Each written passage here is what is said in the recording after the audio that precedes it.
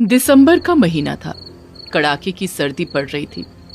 गांव के सारे लोग या तो सो गए थे या ठंड की वजह से अपने अपने घरों में दुबके हुए थे। गांव की सीमा पर एक छोटी सी झोपड़ी में एक छोटा सा चिराग जल रहा था। उस झोपड़ी में कमला मरणासन स्थिति में एक फटे हुए चीथड़े पर लेटी थी। उसके सामने उसकी 4 बेटियां सरला, अनीता, आरती और गुंजन भरी आंखें लिए ठंड से ठिठुरते हुए बैठी थी। सबसे बड़ी बेटी सरला की गोद में उसकी 5वीं नवजात बेटी अनु थी। बेटी,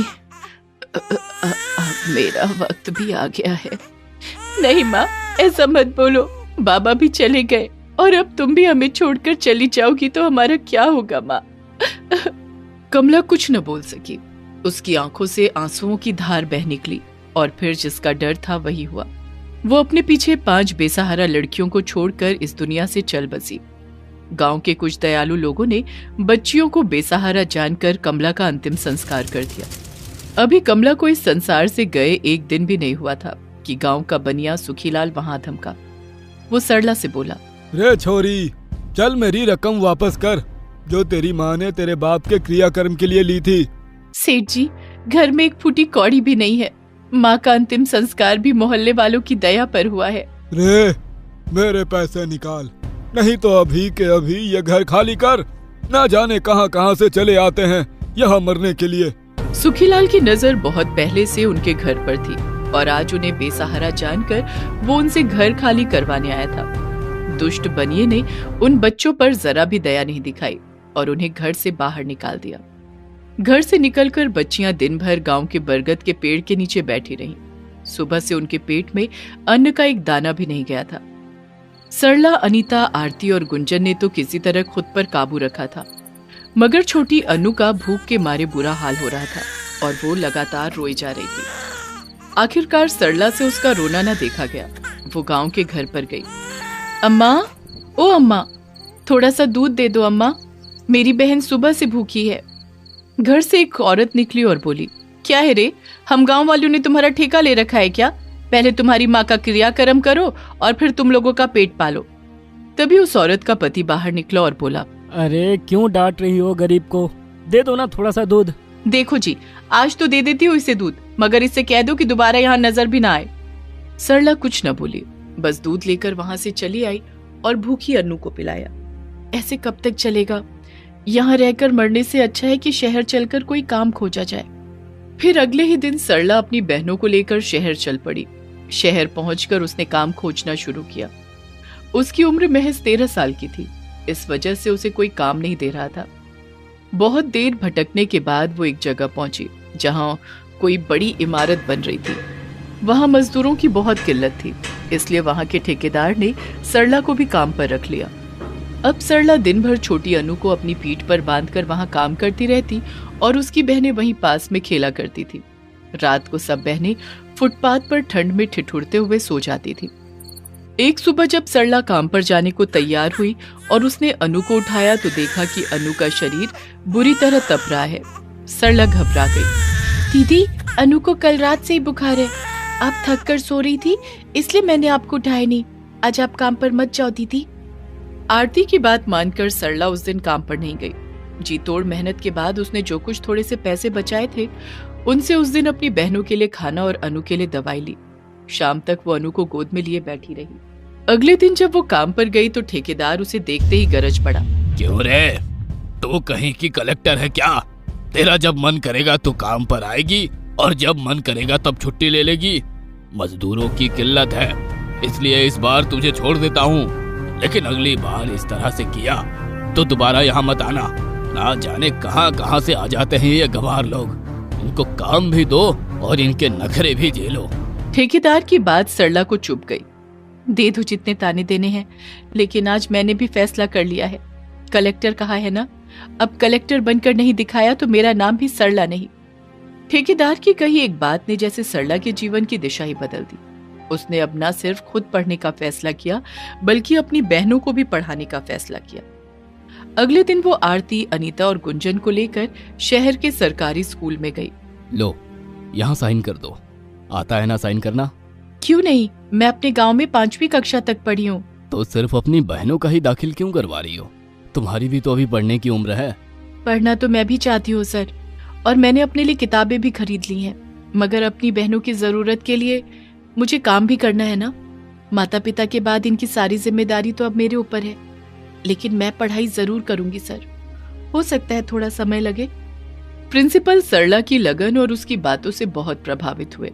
उन्होंने कहा, देखो बेटी, सरकार ने तुम जैसे कामकाज बच्चियों के लिए रात के स्कूल शुरू किए हैं। इस स्कूल में रात को क्लास लगती है, तुम चाहो तो रात को यहाँ आ सकती हो। प्रिंसिपल सर की बात में सरला को आशा की एक किरण दिखाई दी। जी सर, मैं जरूर आऊंगी। इस तरह सरला और उसकी बहनों की पढ़ाई फिर से शुरू हुई।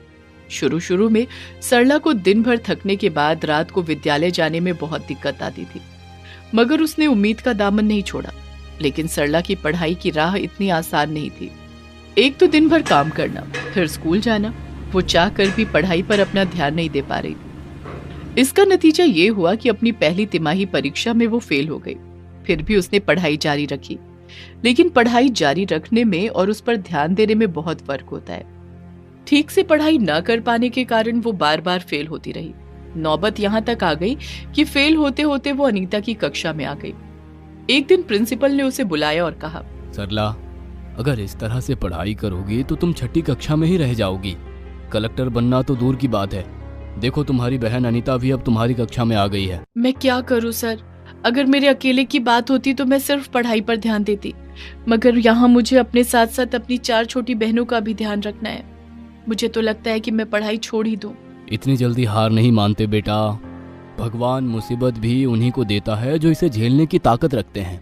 दुनिया में ऐसा कोई इंसान नहीं है जिसके जीवन में समस्या नहीं है, और दुनिया में ऐसी कोई समस्या नहीं है जिसका हल नहीं निकाला जा सके। प्रिंसिपल सर की बातें सुनकर सरला का हौसला बढ़ा। तो सर आप ही बताइए, मैं पढ़ाई और काम दोनों एक साथ कैसे संभालूं? सबसे पहले तो तुम्हें पढ़ाई का एक रूटीन बनाना पड़ेगा। उसी रूटीन के हिसाब से तुम्हें ध्यान लगाकर पढ़ाई करना है। पढ़ाई में कहीं कोई दिक्कत आए तो तुम बेझिझक पूछो। अब तो अनीता भी तुम्हारी ही कक्षा में है, तुम उससे मदद ले सकती हो, और मुझसे कभी भी किसी चीज की जरूरत हो तो बेझिझक कहना। मैं हर वक्त तुम्हारी मदद को तैयार हूँ। पढ़ाई से हार मानकर सरला ने प्रिंसिपल सर की बात मानकर एक बार फिर से जी जान से पढ़ाई में लग गई। वो पहले सुबह उठकर 2 घंटे पढ़ती, फिर काम पर चली जाती। काम से लौटने के बाद 1 घंटे घर पर आराम करने के बाद वो फिर अपने स्कूल जाती थी। इस तरह रूटीन बनाकर पढ़ने से उसे काम, पढ़ाई और आराम करने का पूरा समय मिल जाता था। धीरे धीरे उसे इसमें मजा आने लगा। इस तरह उसने रात के स्कूल से ही 12वीं तक की पढ़ाई पूरी कर ली। एक दिन जब सरला रात के स्कूल से वापस आई, तब अनु, जो अब बड़ी हो गई थी और दूसरी कक्षा में पढ़ती थी, वो सरला के पास आई और उसके पैर दबाने लगी। अरे अरे, ये तू क्या कर रही है? सोई क्यों नहीं अब तक? कल स्कूल नहीं जाना क्या? तुम दिन भर इतना काम करती हो, फिर रात को पढ़ती भी हो, तुम कितना थक जाती होगी, इसीलिए मैं तुम्हारे पैर दबा रही हूँ। सरला की आंखें भर आईं। उसने अनु को गोद में उठा लिया और उसे गोद में लिए हुए ही सो गई। 12वीं तक की पढ़ाई तो सरला ने पूरी कर ली। अब बारी थी अपने सपने को पूरा करने की, कलेक्टर बनने की। शहर के कॉलेज में दाखिला लेने के साथ ही उसने सिविल सर्विस की तैयारी शुरू कर दी। हालांकि अनीता ने भी उसके साथ ही कॉलेज में दाखिला लिया था, लेकिन उसका सपना कुछ और ही था, इसलिए उसने सिविल की तैयारी न करके कानून की पढ़ाई चुनी। इस तरह साल गुजरा और सिविल सर्विस की परीक्षा हुई। हालांकि सरला ने मेहनत तो बहुत की थी, मगर इस परीक्षा को पास करना अच्छों को भारी पड़ता है। जिस दिन रिजल्ट निकला, उस दिन सरला घर आकर खूब फूट कर रो रही थी और उसकी बहनें उसे दिलासा दे रही थी। मत रो दीदी, इस बार नहीं हुआ तो क्या हुआ, अगले साल इससे भी अच्छी तैयारी करके देना। हाँ दीदी, इतनी मुसीबतें झेली हैं आपने और आज बस एक परीक्षा में ही रोने लगी। मेरी दीदी तो ऐसी ना थी। सरला दुखी तो थी, मगर अपनी बहनों पर आज उसे बहुत गर्व भी हो रहा था। देखो तो इन्हें, आज मेरी बहनें सचमुच बड़ी हो गई हैं। फिर अपनी सब बहनों को अपने सीने से लगाते हुए सरला बोली, नहीं रोएगी, तुम्हारी दीदी कभी नहीं रोएगी। अरे, जिसके पास इतना प्यार करने वाली बहनें हो, वो भला क्यों रोएगी? इस पर ना हुआ तो ना सही, मैं फिर से अगली बार खड़ी होंगी और इम्तिहान दूंगी। तब भी नहीं हुआ तो तीसरी बार दूंगी। मैं भी देखती हूँ कि अब किस्मत का जोर चलता है या मेरी मेहनत का। और इस तरह सरला अपनी बहनों के लिए फिर से जीवन के संघर्ष में कूद पड़ी। अगले साल फिर से परीक्षा हुई और इस बार भी सरला का चयन नहीं हुआ। वो घर आई तो देखा उसकी सब बहनें खड़ी उसकी राह देख रही हैं। क्या हुआ दीदी, इस बार हुआ? सरला ने इनकार में गर्दन हिला दिया। देखो दीदी, रोना मत, हिम्मत मत हारना। अरे नहीं रे पगली, तेरी बहन इतनी कमजोर नहीं रही अब। मैंने कहा था ना कि एक बार में नहीं हुआ तो दोबारा दूंगी, दोबारा नहीं हुआ तो तीसरी बार दूंगी। याद नहीं, मांझी फिल्म में दशरथ मांझी ने क्या बोला था? जब तक तोड़ेंगे नहीं तब तक छोड़ेंगे नहीं। इस पर सब बहनें खिलखिलाकर हंस दी। इस घटना को कुछ साल गुजर गए। शहर में सरकार ने लड़कियों के लिए एक स्कूल बनवाया था। आज शहर के डिप्टी कलेक्टर के हाथों उसका उद्घाटन होना था। स्कूल को बनाने वाला ठेकेदार भी उस समारोह में आया था। तभी वहां काम करने वाले एक आदमी ने ठेकेदार को कहा, साहब, डिप्टी कलेक्टर की गाड़ी बस पहुंचने ही वाली है। जा, जल्दी से सबको बोल सामने आ जाए और डिप्टी कलेक्टर का अच्छे से स्वागत करें। ठीक समय पर डिप्टी कलेक्टर की गाड़ी आई। डिप्टी कलेक्टर कोई और नहीं, सरला ही थी। उसका कहना भी एकदम सच निकला, जब तक तोड़ेंगे नहीं तब तक छोड़ेंगे नहीं। स्वागत और उद्घाटन समारोह के बाद कलेक्टर साहिबा खुद चलकर ठेकेदार के पास पहुंची। अरे मैडम, आप कोई बात थी तो मुझे बुला लिया होता। आपने मुझे पहचाना नहीं, मगर मैंने आपको पहचान लिया है। आज से कई सालों पहले आप इसी शहर में कोई इमारत बनवा रहे थे और वहां मजदूरों की बहुत किल्लत थी। ठेकेदार के सामने सब आईने की तरह साफ हो गया। उसे सब कुछ याद आ गया। हाँ मैडम, लेकिन आपको ये सब कैसे पता? वो इसलिए कि वहां मैंने भी मजदूरी की थी। एक दिन काम पर न आने के कारण आपने कहा था कि तू खुद को क्या कलेक्टर समझती है। देखिए, आज मैं कलेक्टर बन गई हूँ। ठेकेदार को काटो तो खून नहीं, वो हकलाने लगा। मैडम, मुझे माफ कर दीजिए। अरे आप माफी मत मांगिए, आज आपके कारण ही मैं यहाँ तक पहुंची हूँ। उस दिन की आपकी बात को गांठ बांधकर ना मैंने पढ़ाई शुरू की, बल्कि अपनी बहनों को भी पढ़ाया। आज मेरी सबसे छोटी बहन अनु डॉक्टर है। मेरी 2 बहनें गुंजन और अनीता शहर की नामी वकील हैं और मेरी 5वीं बहन आरती कॉलेज में प्रोफेसर है। और ये सब हुआ है आपके कारण। आपकी कही एक बात ने उस दिन मेरे जीवन की दिशा बदल कर रख दी थी। समय हो रहा था और सरला को वहां से जाना था। उसने ठेकेदार से कहा, अच्छा मैं चलती हूँ, आप अपना ध्यान रखिएगा। कलेक्टर का काफिला वहां से चल दिया, मगर एक बात ठेकेदार के मन में घर कर गई कि आज की लड़कियां कमजोर नहीं हैं। अगर उन्हें सही दिशा दी जाए तो वो बड़ी से बड़ी मंजिल को भी आसानी से प्राप्त कर सकती हैं। स्नेहलता गर्भवती थी। उसका आखिरी महीना चल रहा था। किसी भी दिन और किसी भी समय उसे अस्पताल जाना पड़ सकता था। स्नेहलता और उसका पति दिवाकर नन्हे मेहमान के आने का बेसब्री से इंतजार कर रहे थे। एक रात जब दिवाकर गहरी नींद में था, तभी उसके कानों में स्नेहलता के कराहने की आवाज सुनाई दी। आह, आह, दिवाकर, दिवाकर। दिवाकर बिस्तर पर तुरंत उठकर बैठ गया। क्या हुआ स्नेहलता? दिवाकर, पेट में बहुत दर्द हो रहा है। जल्दी से डॉक्टर के पास मुझे ले चलो। दिवाकर ने गाड़ी निकाली और अस्पताल की ओर चल पड़ा। उसके घर से अस्पताल की दूरी 15 किलोमीटर के करीब थी। रात काफी हो चुकी थी, इसलिए सड़कें लगभग सुनसान थी। वो धीरे धीरे कार लेकर अस्पताल की ओर बढ़ रहा था। तभी उसकी एक नजर एक आदमी पर पड़ी, जो हाथ के इशारे से गाड़ी रोकने के लिए कह रहा था। भाई साहब, गाड़ी रोकिए भाई साहब। दिवाकर ने देखा कि एक आदमी अपनी गर्भवती पत्नी के साथ रास्ते के किनारे खड़ा है। उसने अपनी कार उसके पास जाकर रोक दी। भाई साहब, ये मेरी पत्नी है, इसे प्रसव पीड़ा हो रही है। मुझे इसे लेकर अस्पताल जाना है, लेकिन देखिए ना, कोई हमें लिफ्ट ही नहीं दे रहा है। प्लीज हमें अस्पताल पहुंचा दीजिए ना। अरे हाँ, क्यों नहीं, आइए बैठिए, मैं भी अस्पताल ही जा रहा हूँ। मेरी पत्नी का भी यही हाल है। वो दोनों दिवाकर की कार में बैठ गए। अभी मुश्किल से दिवाकर 3 किलोमीटर भी नहीं गया था कि उस आदमी ने अपनी कमर से पिस्तौल निकाली और दिवाकर की कनपटी पर लगा दिया। रोको, गाड़ी रोको। अरे ये क्या कर रहे हैं आप पागल तो नहीं हो गए?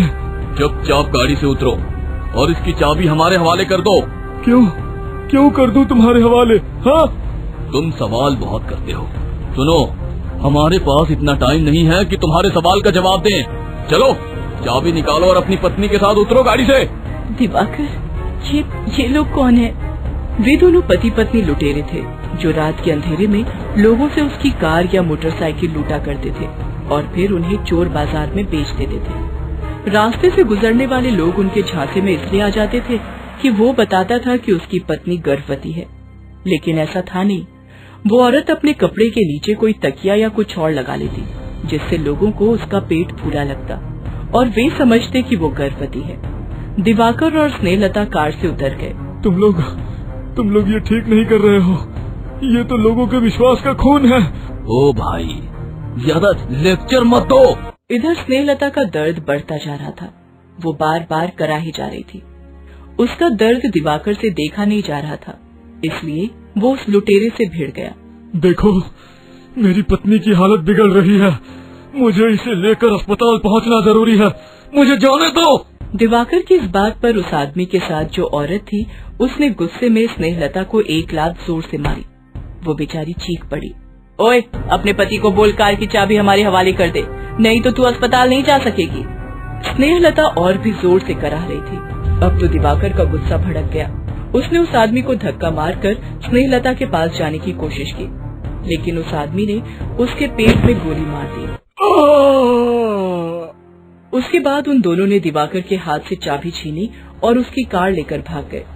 दिवाकर के पेट से खून निकल रहा था, फिर भी उसने स्नेहलता को अपनी गोद में उठाया और अस्पताल की ओर भागा, लेकिन उसकी हिम्मत जवाब दे रही थी। तभी उसकी नजर एक झोपड़ी पर गई। वो स्नेहलता को लेकर उस झोपड़ी में गया और उसका दरवाजा खटखटाने लगा। दरवाजा एक बूढ़ी औरत जिनका नाम कौशल्या था, उन्होंने खोला। कौन है आप लोग? और ये चोट कैसे लगी आपको? इससे तो बहुत खून निकल रहा है। दिवाकर ने सारी बात कौशल्या को बताई और उसने दम तोड़ दिया। हे भगवान, ये तो मर गया। तभी स्नेहलता फिर से कराहने लगी, दिवाकर। अब उसकी प्रसव पीड़ा बहुत बढ़ गई थी। कौशल्या ने उसे बोला, बेटी सब ठीक होगा, तू फिक्र मत कर। कौशल्या ने अपने पड़ोसियों की मदद से उसे अस्पताल पहुंचाया। अस्पताल में स्नेहलता ने 2 छोटी छोटी बच्चियों को जन्म दिया और अपनी दोनों छोटी बच्चियों को रोता छोड़कर वो भी चल बसी। हे ईश्वर, क्या किस्मत लेकर आपने इन दोनों बच्चियों को भेजा है। इनके माता और पिता दोनों के दोनों अब नहीं है इस दुनिया में। किसके भरोसे ये बच्चियां पलेंगी अब? दोनों बच्चियां बहुत रो रही थीं। कौशल्या से उनका रोना नहीं देखा गया और वो उन्हें घर ले आई। 60 साल की कौशल्या का अपना कोई नहीं था। 5 साल पहले उसके पति की मौत हो गई थी। उसकी कोई औलाद भी नहीं थी। वो सब्जियां बेचकर अपना गुजारा करती थी। तुम दोनों आज से मेरी बेटी हो। आज से तुम्हारी सारी जिम्मेदारी मेरी। तुम्हारा नाम दुर्गा और तुम लक्ष्मी। 60 साल की कौशल्या उनका पालन पोषण करने लगी। हालांकि वो थक जाती थी, लेकिन दोनों बच्चियों की पूरी देखभाल करती। धीरे धीरे समय बीतता गया। दोनों बच्चियां अब 10 साल की हो गई थीं। वो पढ़ाई भी करती और कौशल्या की मदद भी। एक दिन उन्होंने अपनी झोपड़ी के पीछे एक आम का पेड़ देखा। अम्मा, ये आम का पेड़ किसका है? क्या इस पर आम नहीं आते? ये आम का पेड़ तुम्हारे दादाजी ने लगाया था।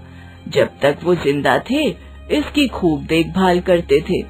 उनके जाने के बाद मैंने भी इसकी देखभाल की, लेकिन इस पर कभी फल नहीं आए। अम्मा, क्यों नहीं आए फल? वो तो पता नहीं।